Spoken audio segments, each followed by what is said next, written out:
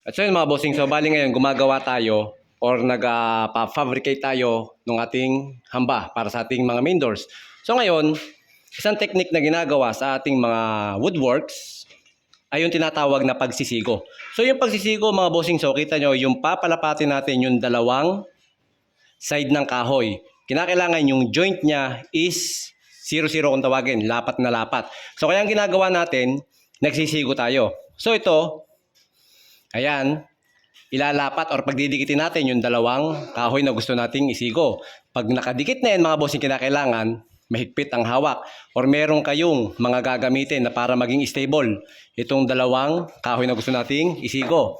Para pag nilagari natin, hindi siya gagalaw. So itong technique na to ay makaluma na to mga bossing, matagal na tong ginagawa. So ngayon naman kasi, meron na tayong mga pangtabas ng kahoy na talagang hindi natin kinakailangan magsigo. So kaya ito naman, pag wala tayong mga ganon, ang ginagawa natin is mano-mano.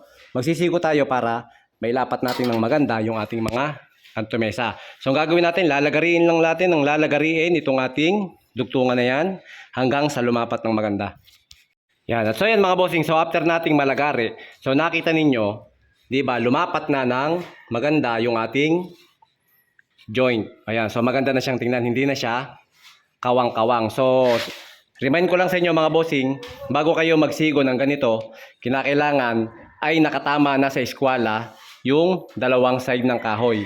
Hindi siya pwedeng tabingi or hindi siya pwedeng nakaganon kasi kapag yun ay hindi naka-eskwala ito, sinigo nyo niya, nilagari nyo, mangyayari, tatabingi yan. So kaya kailangan, bago kayo magsagawa ng pagsisigo ay naka-eskwala yung kahoy.